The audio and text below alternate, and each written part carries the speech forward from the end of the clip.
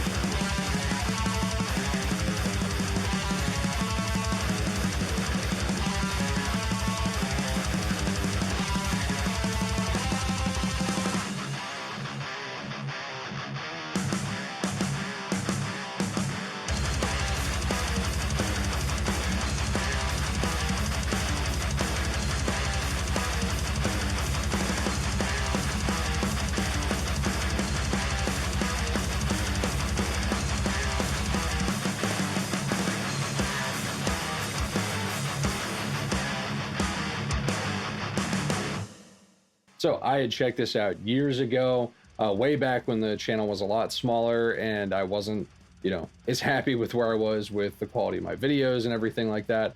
And I've been wanting to do more of these videos where I revisit some stuff I really liked at the time and see how it still holds up. And recently, Highwind did a collaboration with Cultfx, who I've talked about on the channel before.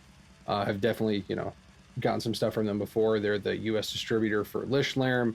And Simon's a buddy of mine over there. So when I saw they put up this acid etch one that was the sickest looking Direwolf I've ever seen, I decided, yep, money on the table. I'm gonna buy that. So I did, and I decided it would be a great time, since I had a Direwolf on the channel again in a new awesome enclosure. Now would be an awesome time to check it out again and see how it still holds up. Turns out, spoiler alert, still a killer overdrive for metal. Absolutely fantastic with all the different options that you have on the thing.